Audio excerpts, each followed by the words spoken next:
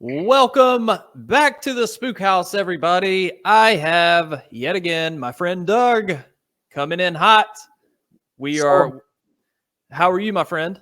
I'm doing pretty swell, man. I'm very excited about what we're gonna get into. How are you, my friend? Man, I'm good, but look, man, I don't even know how to start. We can do Okay. more on this. Okay. So, guys, we're obviously talking about Malignant. I have not. Okay, I saw this in theaters a few nights ago. I drove home in silence. I couldn't even listen to music. I couldn't listen to a podcast. All I could think about was how do so many people love this movie? I do not fucking get it, man. Help me understand, Doug. I don't get it. First of all, I want to hear what you didn't like about the movie because I went in with very little expectations because James Wan seems to do his he seems to be stuck in this same pattern over the past couple of years with his movies. Not so much where you can tell it's a James Wan movie because you can easily tell when he like touches a project, which is good to have your own style, but it was just getting repetitive. He relied heavily on CGI. Stories were kind of boring, kind of weak. And I'm sure you're going to say this about this one, but I went into this with literally no expectations. I was like, this is probably not going to be the best. If anything, it will be fun. Me and my girlfriend watched it, and I was like, this movie was fucking cool. And I was so into it. I just went along with the crazy ride. Mm-hmm. And I was like, okay, like, it's kind of, I don't want to get fully into it right now. I want to hear. Okay. So it's safe to say that you're a James Wan fan. Like, you like his stuff, right? I would say he's hit or miss for me. Like The Conjuring, like we talked about last time, I thought was amazing. One of the best horror movies of the 2000s, at least if we're going for that, decade. Fresh take on horrifying possession story. Saw, I love, one of my favorite movies. And then The Conjuring 2, I was into The Conjuring 3. If you want to consider Aquaman one of his movies, I wasn't a fan. Yeah, it's hit or miss for me. Okay, so James Wan, for me, he's the definition of like middle of the road. I've never seen anything he's done that's amazing nor awful. He's the Martin Scorsese of generic horror movies. He's really good at making he's good at making your standard popcorn flick for the average guy. Like, they're not you on that. Totally agree. And like what he does well. He's a great visual storyteller. So, you ready for my only positive for Malignant? It does have some cool stuff, some well-crafted scenes. James Wan knows how to use a camera and do slick, cool stuff. That's actually what he puts on his resume. I know how to use a camera. Hire me. Yeah. But you know what I'm saying, right? Yeah. He comes up with creative shots. And I had no expectations of this. I saw the trailer before Candyman, and that was the only time I had seen it.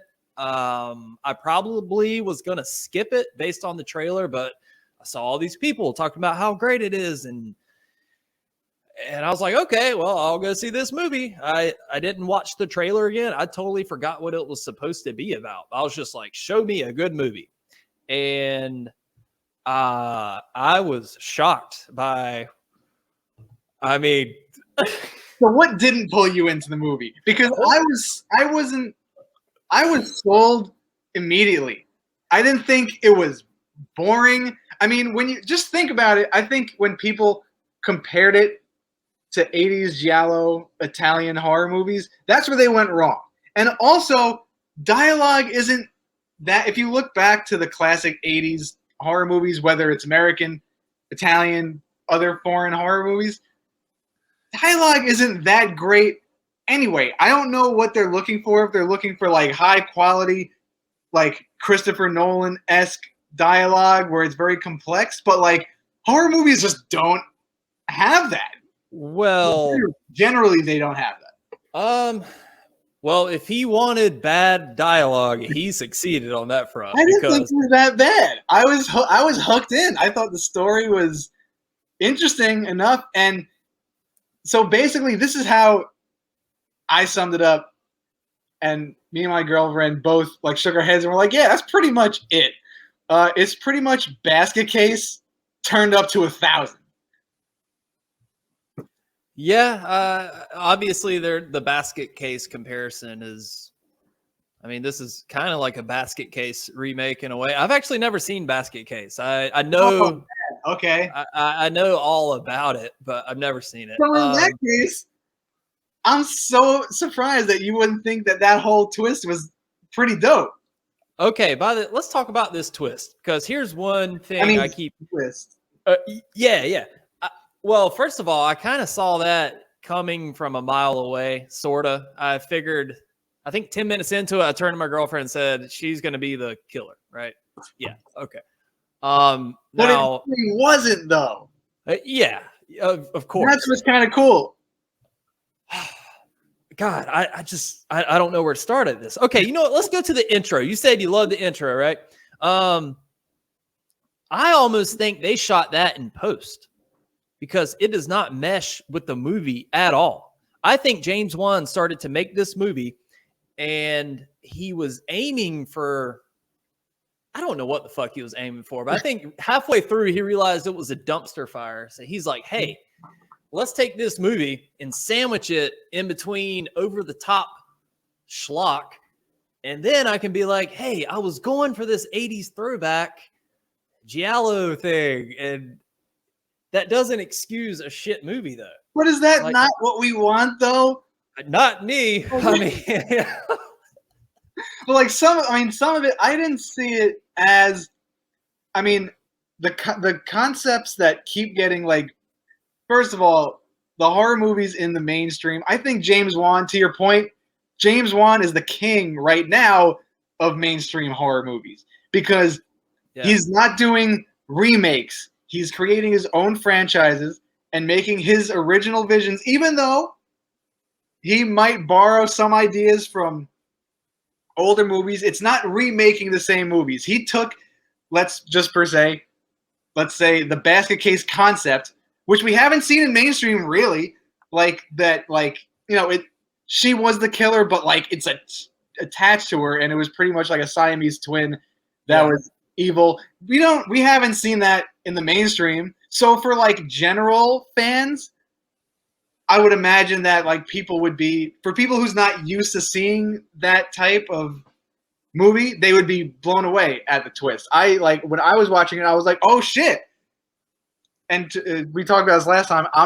I don't see anything coming in like movies. I just watch it. I try to like talk it out, and my girlfriend Kelly, she was like, "Oh, she's the killer." But when you realize the actual reveal, you're like, "Oh shit!" Like at least that's how we saw it. We're like, "Oh shit!" Like it's like some crazy alien thing attached to the back of her head, and then like you realize the reason why she was like walking backwards is because like that was like him walking forward, and like that, I don't know. To my simple brain, I was like, "Holy shit, that's so cool!" It's better than like the glitchy like possession walk, where it's like the fast, rigid movements. Like I had enough of that. I don't want it anymore. That's fair. Okay. Okay. You make a good point there. Like for a mainstream audience, like just your average jabroni off the street that doesn't watch a lot of horror movies, like I'm sure that blew their minds. But even to you know, horror lovers like us, I saw it and I was like, okay, it's pretty much Basket Case, but like there's a lot of Saw elements in there. It's very, once the reveals start happening, you find out like she had this invisible friend, and then you find out it was something attached to the back of her head. And I saw it also as a metaphor for like, you know, something taking like anxiety or depression taking over your brain and like trapping it inside of you, so you have to deal with it. I thought it was good on that level as well, not just like a basic horror level. Yeah, I mean, those are all good points, and it's not what the movie is about or what the twist or what happens. It's the execution of everything. When I was watching it, it reminded me. Did your grandma ever used to watch like daytime soap operas, like The Young and the Restless, As the World Turns? Probably, but I wasn't okay to see it. Okay, so dude, some of the acting reminded me of like it was like daytime soap opera acting. Like, okay, let's just acting alone. What did you think of the lead actress, her sister, the two detectives? Like, just all right, the two detectives, I'll give you that. Basic hard-nosed cops who just don't believe the people that are trying to like tell them something's going on, and they shut it down until they experience it themselves, and then they want to help out until it's too late. I thought the lead actress was highly believable. I didn't think the characters were that dumb because like they saw the problem and they were both working on a solution.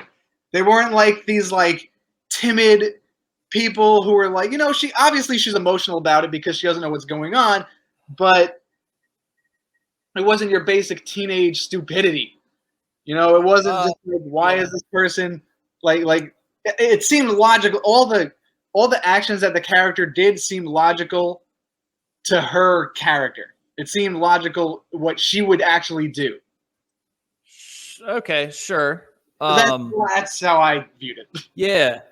But again, from strictly an acting standpoint, okay, just specifically that the two detectives, that guy, what's his name? Cocoa? Oh, yeah, the name. I was like, chocolate? What's going on? Okay. That dude has the personality of a dead moth. He is like I should have wrote down some of his best lines because he is just not a good actor, man. Straight up. And the best. And not Wanda Sykes. She was. Dude, I was like, is that? I literally. I said to Kelly, I'm like, yo, fucking Wanda Sykes over here, the cop. What's going on?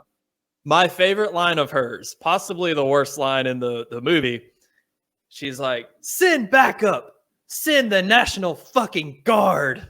I'm like, oh, what are we doing here? What is this? But what didn't you like about the lead actress though? Because she was giving it her all. Like she was leaning into it. She was trying, bless her heart. I just thought that I mean, but not the worst actress I've ever seen, but what was wrong with her?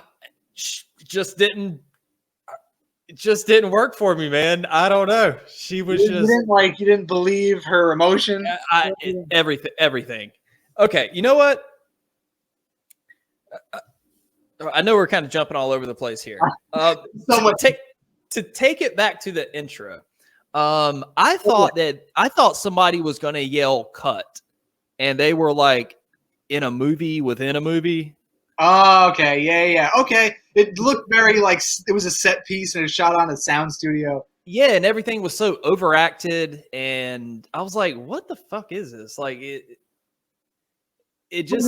I thought it was cool when they showed, Gabriel, as we know now, behind that like satin curtain or whatever, and you're like, "What the fuck? That looks like an alien. Like, what the fuck is that?" Yeah. You don't know that it's attached to the lead. I don't know. I forget the characters' names. Madison. Oh, yeah. See, you even remember. Yeah. Can't forget it.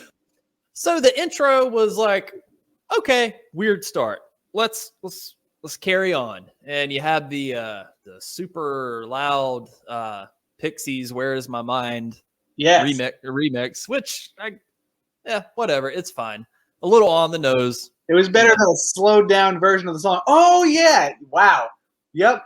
I see. That's so cool. That because the song's called "Where Is My Mind," so that should have been a dead giveaway, or at least that's a cool little musical hint that they added in there. Yeah. So you're like, yeah, sure. Oh man, I'm blowing your mind right now. Here's my mind. So, and then we meet Madison's husband. He's like this abusive dickhead kind of guy. Um, it, but then it cuts to like straight horror, like James Wan Conjuring style horror, you know? Yeah. So there's a dramatic tone shift there. So I mean that just threw me off because From what I've been hearing, I mean, this movie has been getting loved and hated.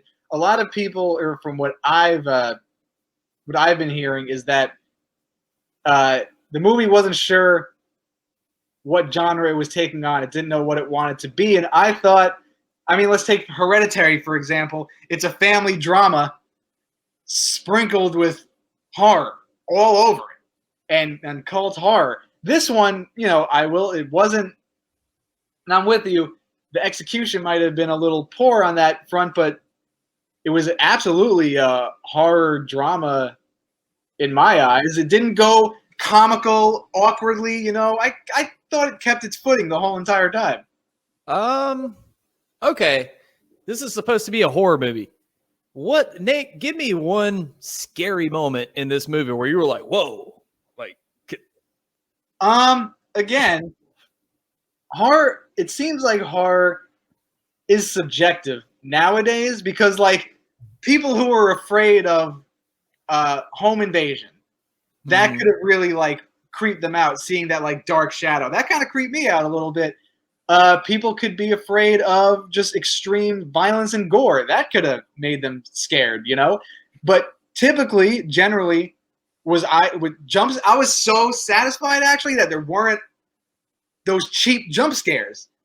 Because it's been, like, I'm tired of that. Like, I'm tired of being, like, seeing the camera slow down and something's coming. I didn't think it was predictable.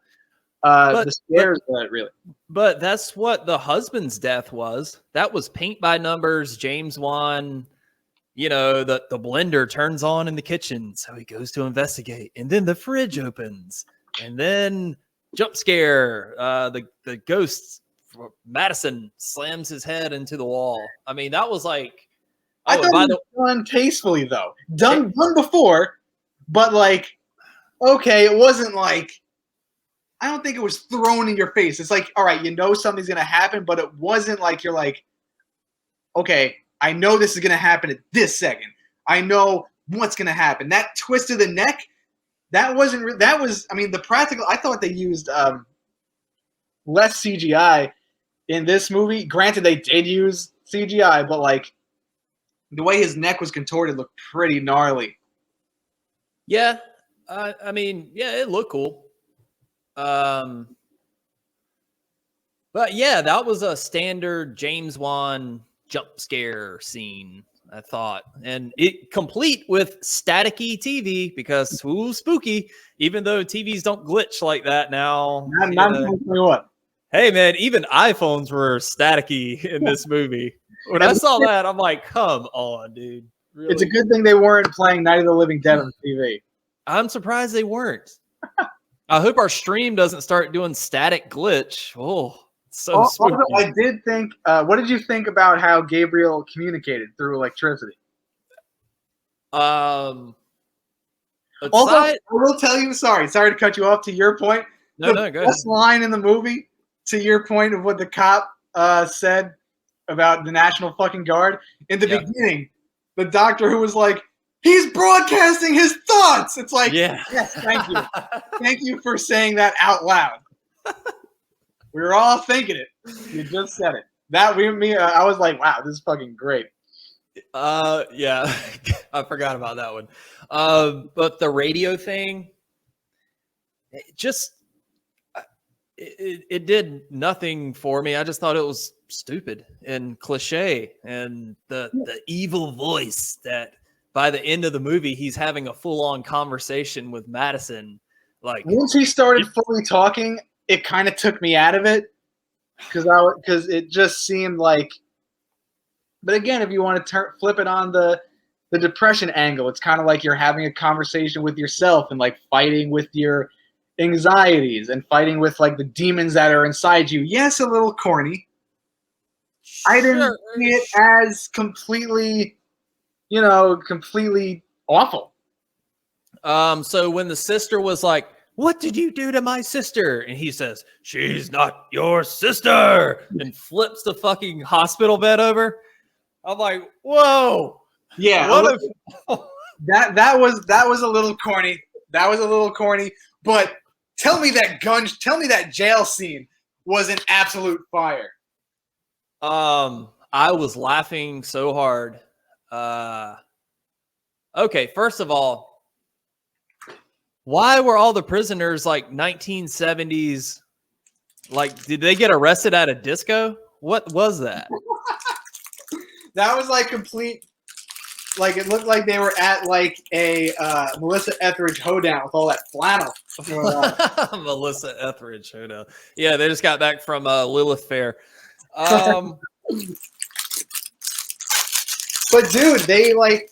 Sorry, I'm grabbing a Reese's. What are you snacking on over there? I gotta pull it out. Gotta have some Reese's, man. No, it's okay. We can take a little snack break. No, I'll let you. Gotta have the sugar. Gotta have the sugar. But so the jail scene, I thought it was comical and just, dude, the visual of her walking backwards, ducking a punch from somebody, coming up, and then like doing all this kung fu. That was so dope. The arm through the chest, how she was beating everyone's ass and just like shooting everybody, stabbing everyone. I feel like once you accept the movie for what it is, you could completely enjoy it and be like, this movie's nothing serious. It's not trying to be, a 10 out of 10 Hereditary. It's not trying to be The Exorcist. It's trying to be not even a little campy. It's just like, it is what it is. It's a crazy fucking scene. You're like, holy fuck. Like, all the 80s movies that we love, Maniac, Basket Case, even Killer Clowns from Outer Space, those are such outlandish and ridiculous. There's so many outlandish and ridiculous scenes in that movie, and it doesn't take you out of it at all because it's just ridiculous. Like, the concepts of the 80s are kind of like bleeding into this movie, just in a modern take. Yeah, okay, I can see that a little bit, but okay, that's one. I'm not trying to change your opinion here, by the way. No, I'm not trying to change yours, but it's just funny how we saw two completely different movies. Yes, and man, okay, so you like From Dusk Till Dawn, right? Oh yeah, absolutely. That was one of the first great movies I ever saw, I believe. Okay, great movie, and the first hour of the movie is something completely different. But when everybody turns into vampires and it becomes a completely different movie, it's great because what we saw before that is an amazing movie. With this, you don't, just because there's a crazy twist, that doesn't negate the fact that everything I've seen before that is complete shit. Like, okay. I see your point totally. But like, I don't care if dragons flew out of her asshole and lit the whole jail on fire with their fire breath. You at that point, go see Shang-Chi. What's that? If you want dragons coming out of asses, go see Shang-Chi. That's 10 out of 10. Exactly, folks. Go see. Yeah. But I thought, like, at least from my perspective, the movie was paced perfectly. It kept me intrigued. Like, I wanted to see what was going to happen next the whole time. And it didn't feel, wasn't a long, dragged out movie. It kept me on my toes the whole entire time just because I was wondering, I couldn't crack the code myself. I couldn't figure out what was going on. So I was into it. I've got like a little list here of moments, just real head scratchers. So I'm just going to kind of go down them, and I'm just going to get your thoughts. Let's do it. Okay. First of all, this is just kind of maybe a nitpick, but the opening scene and when the sister goes back to the hospital, that is like Dracula's castle on a cliff. Yes, accurate. It was like Aqua Teen Hunger Force, where they had the doctor's castle in the beginning with like a thunder striking and everything. I'm surprised there weren't thunderclaps and a wolf howling in the background. It was like, can you be any more generic and lazy? And I think it was just like a matte painting or something. It was just like it looked like a screensaver. It kind of did. It looked like the background of the StreamYard. It looks like our background right now. That's kind of why I chose this. I was looking for backgrounds. I was like, okay. All right, so that was a little nitpick. The part where the lady falls through the roof, dude.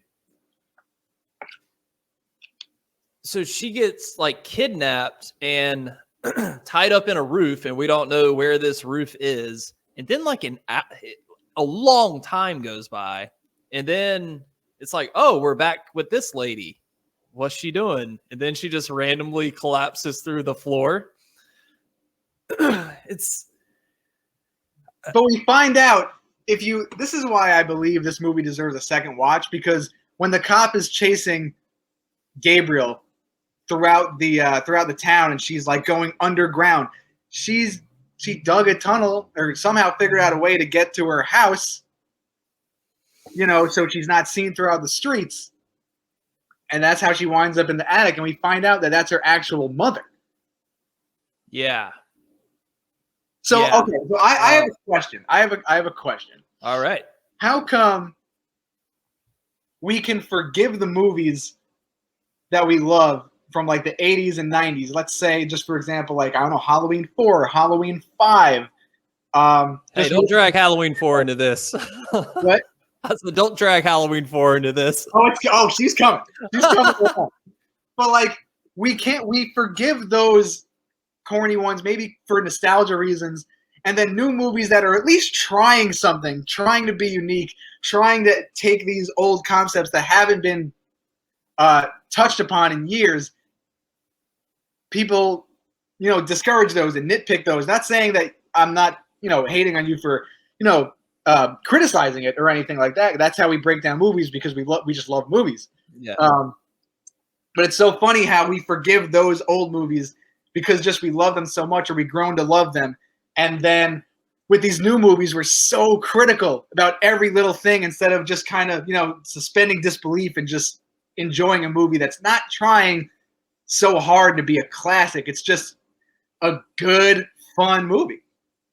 Yeah, that's a good point. But here's the thing. I think James Wan, when he was making this movie, he was like, I'm making a kick-ass movie.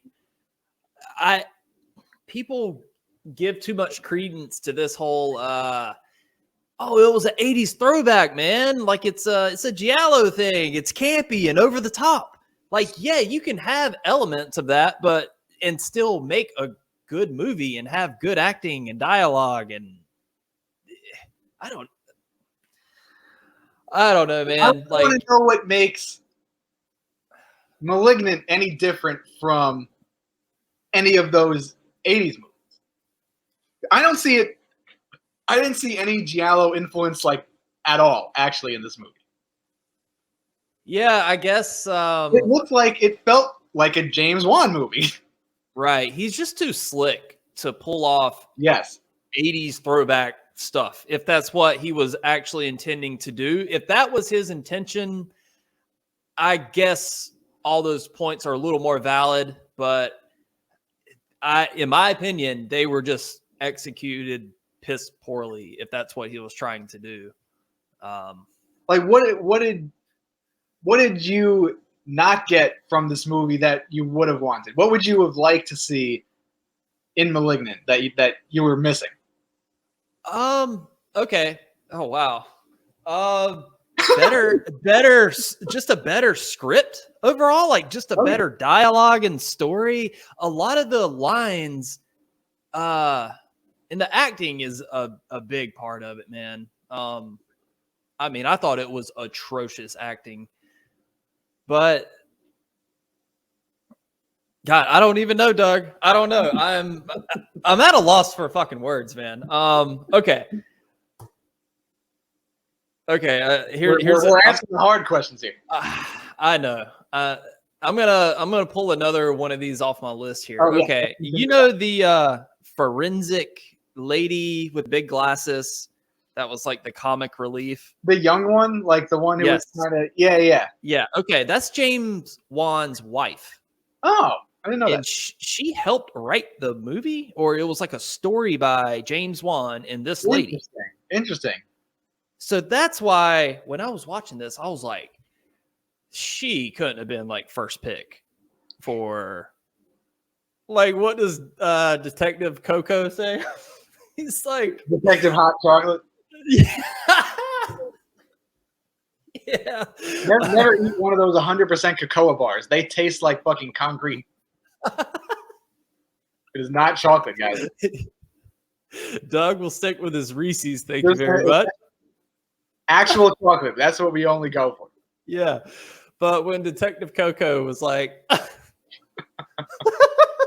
Detective Coco. A crossover of that Disney movie Coco with Malignant. That would be fun.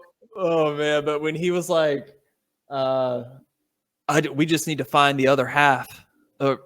We just need to keep looking for the other half. And she's like, don't we all? Or I'm like, what the fuck? Who wrote this? Yeah. It's like, who wrote this shit? Like, what? I don't know. That didn't offend me that much. Because, like, it's sarcastic. It's not, like, over the top funny. It's just, like, a little subtle, just a regular subtle line. And you have to think, I mean, this is kind of what my, where my mind goes to when I see overly comedic stuff in, like, any movie, really. It's like, okay, or like in any drama movie, that's just life, you know? As corny as that sounds very, like, you know, wispy and something you would see, like, on a Target bath mat or something. But, like, people deal with difficult situations with humor, and, like, that's kind of a glimpse into her life, even though they really didn't build out her character. You just kind of know what she's like off from that one line, but it wasn't too offensive. Yeah, I mean, that was just a little head scratcher moment for me. That's not what ruined the movie. Like the movie, like Freaky. I watched Freaky, and I was like, wow, this movie is dog shit. And really? That was like a horror comedy, and it didn't hit on any cylinder for me. Wasn't funny. It was same tired Vince Vaughn attitude. It wasn't funny to me. It wasn't, the horror wasn't there for me. The comedic moments weren't there for me. That's a movie that seemed like they were just trying. It was pretty much fucking Freaky Friday with horror elements in it. It just didn't land. Yeah, I never saw that one. I was like, this can't. It's free. So if you want to, I was not paying for that shit.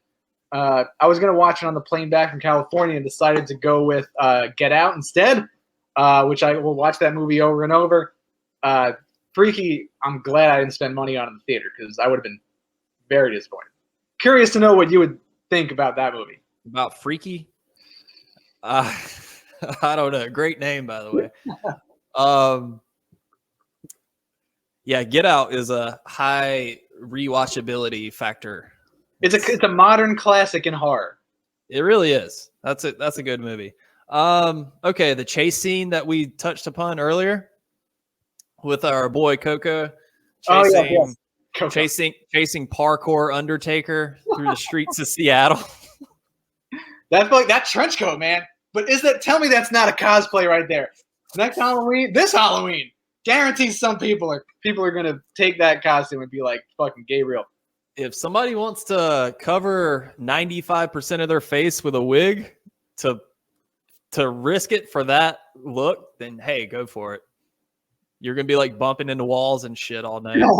You need a companion with you to hold your hand, pretty much, or like a service dog. Service dog would be great. Okay, couple of parts about that chase scene. When they go into the area with the carriages from like the 1800s, like those would still be down there, and there's fog everywhere, even though they're indoors. It's like James Are you sure it Wan, wasn't dust?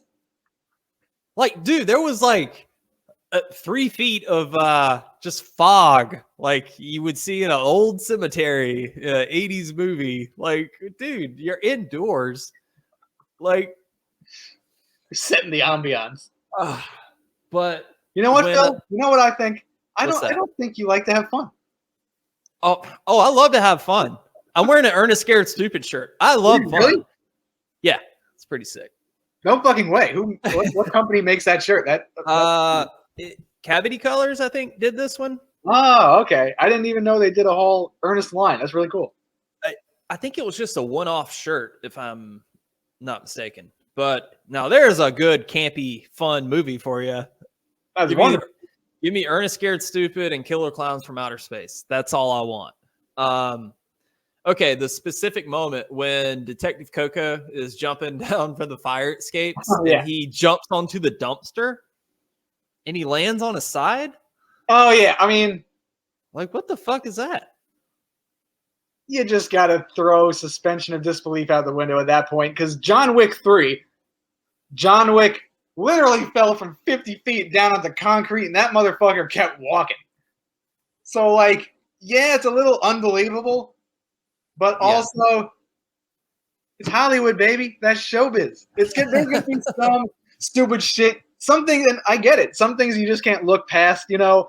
Obviously, he would have a fucking broken arm in 2 seconds. Like, maybe in the next scene, if he had a cast on, that would have been better for you to see. But I was just like, yeah, this movie's just ridiculous. Like, I'm taking nothing seriously from it. Yeah, I mean, and again, these are just little moments. This isn't, it's not like I saw this moment and I was like, that's it. This movie's shit. I mean, you would just like it to be tightened up a little more. A lot more. Yeah, or just start over with a different movie. You can keep Parkour Undertaker. I mean, that's fine. You didn't think that golden dagger that he had was pretty fire? Oh, you mean that he made out of her VMA award or whatever? Yeah. Her Oscar. Yeah. Her Razzie Award, if that's what you say. Yeah, Razzie Award. Yeah. Dude, the pacemaker part where that she runs into a security guard and he's like, oh, he's like, oh, my chest is on fire. And then a little squib explodes on his chest. It was like, oh my God. But that's what I thought was cool going into it, watching the trailer. I was like, oh, this is going to be a very contained, very serious horror movie. And as the movie unfolded, I was like, this movie's fucking nuts. It's just all over the place. And they just keep they keep going from one crazy thing to the next, where I was just completely sold on it. That's all I can say. I was just like, this movie is fucking crazy. And then when they get to the jail scene where she's ripping out fucking people's hearts and shooting cops, I was like, bravo, let's fucking go. And the work was fucking, I thought it was great. And the kills were cool, which is what you want out of a horror movie, I would imagine. Yeah, I mean, again, not the greatest movie of all time, just like a fun night out to the theater. I watched it on HBO Max. Me and my girlfriend watched it on TV. Yeah. So if I saw it in the theater, I would have probably been fucking shouting, screaming, because I'm that guy. I was laughing through a lot of it. And that's a good emotion to have too, you know? Because it's so ridiculous. Dude, it reminded me so much of The Happening. M. Shyamalan. There's even, okay, it would be like if people said, dude, just wait till you see the twist on The Happening. Just wait, dude. Oh, my God. And then you find out it's the plants killing everybody. And imagine you saw The Happening and everybody was raving about it, wouldn't you be like, what the did y'all see the same movie that I saw? Because I think my biggest issue with this is not so much the movie itself, it's the like everybody's just losing their shit over it. It's very split down the middle. Yeah. I mean, a lot of people fucking hate this movie and a lot seem to love it, and I just don't I just don't get it. Yeah. And people love it whose opinions I respect very much, and I'm usually like right there with their reviews, and I'm like, whoa, what? Like, that's no. the great thing about having a conversation about movies, that it's all subjective. You could love something, you could hate something, and just talking about it in this capacity, just talking about it with you, maybe I'll go back on a second watch and not like it as much because you're pointing out these things that I didn't notice. Or maybe you'll go back and watch it and be like, you know what? It's actually not that bad. The good thing about movies, you can rewatch it and your opinion can change. A movie that you've watched 10 years ago that you disliked, you could like now, or the other way around. Yeah. So it's cool that I will go back and rewatch this. I will give it a rewatch. I have a feeling this is going to be one of those movies that turns into like a drinking game kind of movie. Like, dude, you gotta just grab a beer and watch this movie because, wow. But this is going to be very off topic, like extremely off topic. But you mentioned a drinking game. I know you're a mommy. I know you love. Oh my God, Tom Segura, Christina P. If you didn't watch the episode with Shaggy from ICP, it was so good. I loved it. And in the comments, they were like, every time he says, or you know what I'm saying, take a drink. Know what I'm saying? He says it every 2 seconds. So good. You know what I'm saying? Yeah, you know what I'm saying? You know what I'm saying? Oh, man. You're going to be in the fucking hospital getting your stomach pumped in 20 minutes. Dude, that was that was a great episode. Oh, my God. Thanks for shouting out your mom's house on the Spook House. I think that's the first time this ever happened. Shout out to the mommies. Keep them high and tight. Dude, we got to talk about the police station Matrix Resident Evil fight scene. Wasn't that dope? No. Because that part kind of made me think of Saw a little bit with like the fast-paced motions. And you've seen Saw, correct? Yeah, it's been a while. I was never a huge fan of Saw, but okay, maybe you just don't like James Wan. Like I said, middle of the road. I mean, he's basic cable, And you're not wrong about that. I think Saw hit so big, and that was like the peak, especially Lee Winnell and James Wan. Pretty much, it was a short film. And then they turned it into a full-blown feature, and it got so much hype and so much praise. Was that a short film? Yeah. It was a short film at first, and they shopped it around, and Lionsgate purchased it, and they fleshed it out and everything, and made it to what it is. That's the only movie that I actually snuck into my whole entire life. Oh, wow. 2004, I was 14 when I saw that. Nice. It was rated R, so I couldn't get a ticket. But yeah, that was like the reveal in that movie. Not even a twist, just a reveal in Saw. It's like, I think it's one of the best twists in cinematic history. Just strip away all genres from it. Like, I think Usual Suspects has one of the best twists in cinematic history. Saw is right up there because you don't see that coming at all. Yeah.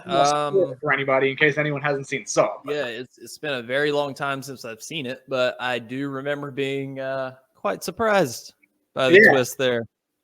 And oh, go ahead. Sorry. Oh no, you're good. The police station Resident Evil. I mean, this was just schlock to the max. Like, man. But again, isn't that what we want? This was Vin Diesel jumping a motorcycle onto the back of a moving dump truck, and it explodes. Exactly. But not in a good way, Doug. It's in a good, bad way. I mean, it was so like she's chopping necks, she's ripping out fucking hearts, she's punching through people's chests. You just gotta go with the ridiculousness of it. But dude, that's the thing. I don't think that he was trying to make a over the top, so good it's bad movie. I think he was like, "Yo, this is badass. Man, this is gonna look so good." But it just turned out that way. I mean, I don't think any director goes into the movie purposely making a shit movie. Tommy Wiseau thinks The Room is one of the greatest movies of all time.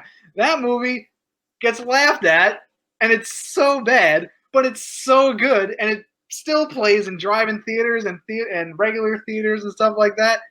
I mean, yeah. James Wan, for all, I mean, you are right. I think he seeked out to make a really unique and interesting horror movie. Did he achieve that? To some degree, I think he did. To your point, more middle of the road, but I would rather take Malignant over Halloween 2018. Hey, I'll take it over Freaky.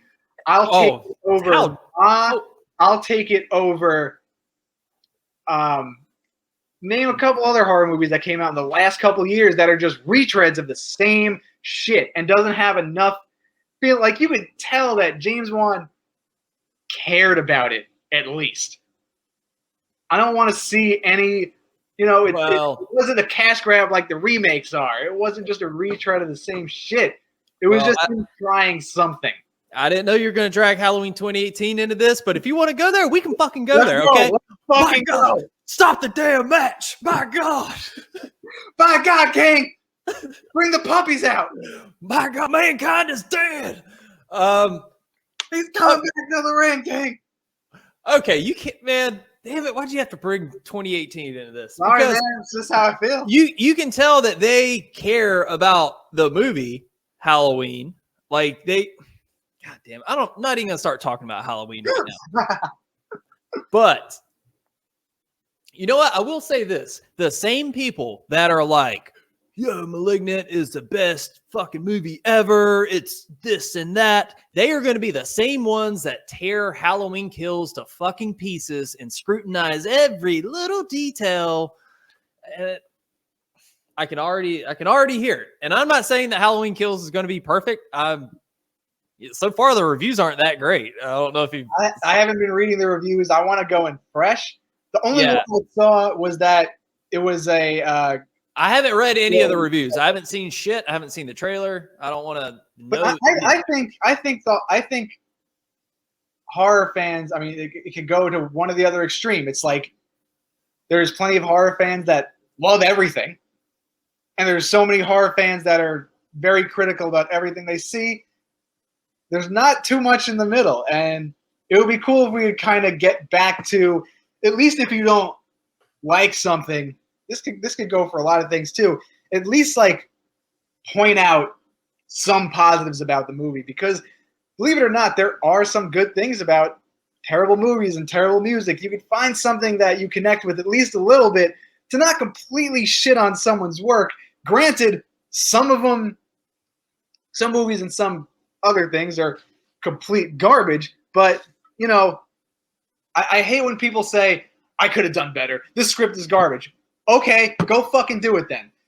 Write a script, ship it around to Hollywood, go get an agent, go work on a set, if you think you could do better, go out and do it. But until then, shut the fuck up. I'm sorry. That's just how I feel. Doug just dropped his laptop. I'm about to flip tables. Laptop drop. No, look, you're totally right. I'm obviously not a fucking filmmaker. I've never written a script. Wait, sorry. Say something else, Doug. Hey. Oh, okay. You're good. I kind of whispered what I just said. Oh, okay. But you're like, I didn't want to interrupt you. You're like, yeah, fucking right. You're not. But yeah, man, I don't go see any movie thinking like, with my arms crossed, like, yeah, this is gonna be a piece of shit. Like dude, this is just how I'm saying how I feel. I can't help it, man. Like your feelings are totally valid. Everything you feel about any movie you see, that's yours to own. Yeah, and I don't want to like put on this. I don't want anybody to feel like they're excluded because they feel this way and I don't. Like, obviously, everything's subjective. Like, you know, people are gonna like different shit. That's just how it is. It's just when people aren't as open-minded as you are, as someone like you are, you know, you're willing to give a movie a second chance. If that's someone who's like, the script is garbage, that's it. Like, yeah, I feel like you need to provide an explanation as to like why you don't like something. Like, let's have a conversation about it. Let's talk about it, rather than just put a stamp on it saying this is garbage or this is amazing. Yeah. The biggest thing with me is like, I just don't understand the knee-jerk praise and the overwhelming love for this movie. I just don't get it. I don't get it. I'm glad people like it, but I will never get it. I'll give it a second watch. I will. Yeah, that's how I feel about Halloween, the new Halloween franchise. I don't see what people see in it. It didn't, and I love Halloween. I love Halloween 1 through Resurrection. I love them all. The new one, the 2018 one, just didn't get me. I'm glad that Michael Myers, that we get to still see him on the screen. It's a cool thing for us to have, you know, like 40 years later, to still see this like iconic horror villain like wreaking havoc through the world. But yeah, I just same way you feel about Malignant. I just don't see the point, or like, you know, the story just didn't get me, and people. Do you like moments from that movie? Like, because there are some great sequences. I mean, I'll nitpick it with you, man. There's plenty about that movie I'm not crazy about, but there's so much. There's so much that they got right. I mean, personally, I think they got a lot right in that movie. I'll put it like that. I would like to. It would be cool if we could break down the Halloween movies if you want to do that, because honestly, Halloween 2018 was so forgettable to me that I don't remember. So I will gladly watch it again. Oh, dude. Yeah, let's do it. Like, I'm not against like watching movies that I fucking absolutely hate. Like, I watched the Nightmare on Elm Street remake. I think we talked about that last time. I don't remember if you've seen it or not. Yeah, I saw it once. Yeah. Okay. I think I saw it about 3 times, just because I just kept trying. I kept trying, and I was like, this movie sucks. Like, Jackie Earle Haley is fine in it. Does a great job, but it's just like, it's just so like the same horror tropes that you see over again. It's just like so lazy, like lazy writing, lazy jump scares, everything about it. I'm just like, you know what? I'm just not going to try anymore. Yeah, I mean, it's just a bad movie. And the way you feel about that movie, that's how I feel about Malignant. It's just, I think it's just bad. I can't help it. I will try to write a script, Doug. I'm going to try to become a filmmaker. I'm sorry. Okay. Oh, your feelings are totally valid.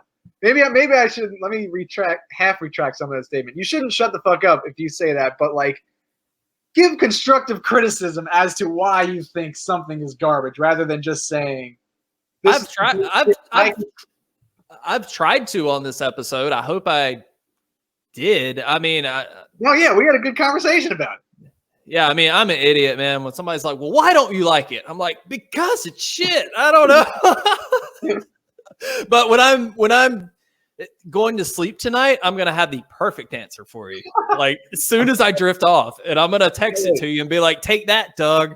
Yeah, you know, because there's some reasons why, I mean, obviously you just like what you like, and you don't like what you don't like. I think it's interesting to find the root of the reason as to why people don't like something or do like something, because I feel like there's always a reason. Obviously, you hate it for you just didn't like it. Yeah. But I feel like there is a reason as to why you didn't like it. And you explained it. For sure. I tried to. I don't know. I love having these conversations, especially two opposing opinions. Yeah, dude, I almost stepped out of the theater and like called you. I was like, "Yo, what the fuck are you?" I was on the phone until like 3 a.m. Anytime you want to do that, feel free. Yo, by the way, how good was that chair toss in the police station? That was the last. Amazing.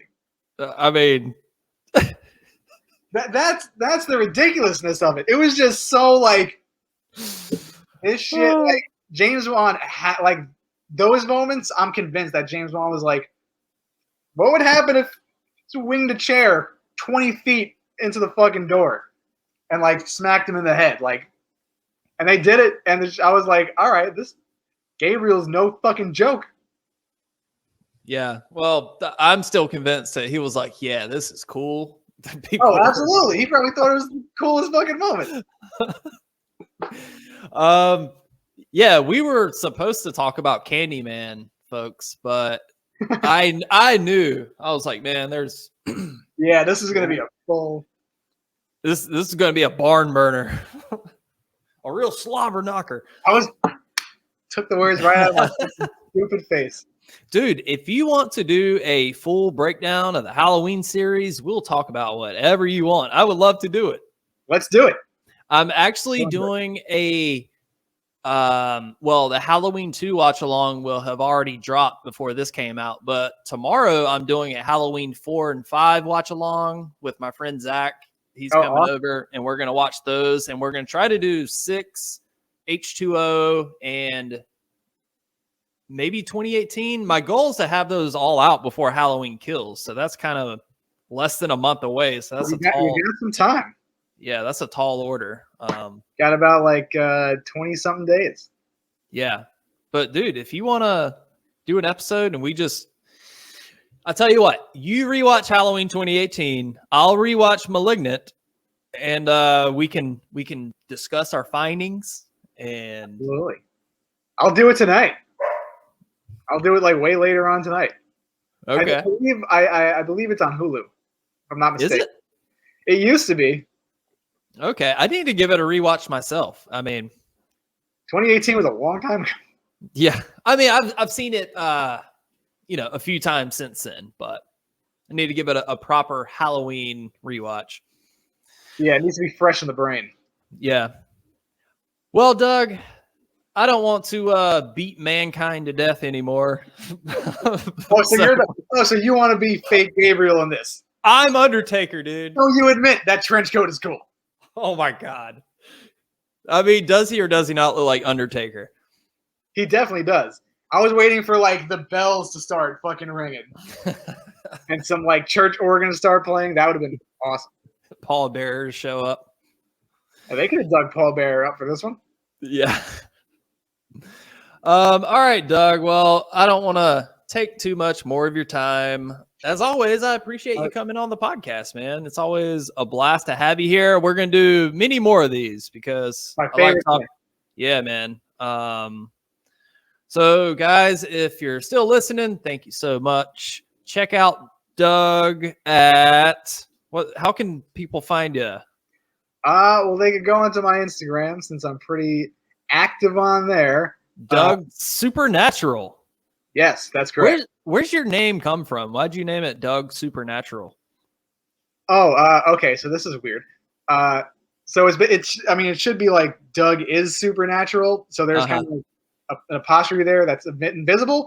But there's this Turnover song. If you know the band Turnover, I did. I like it. They do the song called Supernatural. Oh shit! And I just love that song. And I put Doug Supernatural. Pretty much it. Nothing horror related at all. Dizzy on the Come Down by Turnover is one of the best songs like ever. I think that song is so good. Very interesting band. Yeah, I really like them. Good shout out. Yeah, they have good. That Supernatural album is just very like it's a good album to put on repeat if you're just like hanging out, want something like very smooth and melodic to listen to. It's really dope. You know what? I might put it on tonight. Oh man. Yeah. All right, Doug. Well, dude, thank you so much for doing this. I'm gonna stop this recording. I hope it doesn't kick you off, but we'll see how this goes. All right, everybody. Thank you so much for listening. If you dig the show, leave 5 stars on iTunes and all that good stuff. Thank you so much for listening. If you love Malignant, I still love you. Okay, it's nothing personal. It just is what it is. We could do part 2 of this episode if you want. Oh, I feel I'm pretty sure the Undertaker and Kane had like what 3 burned alive matches or the Inferno match. Yeah, absolutely. We could go 3 rounds. Let's go. Oh my god. All right, Doug. Thanks a lot, man. I'll talk to you next time. Oh, of course, man. Thanks for having me. All right, later, man.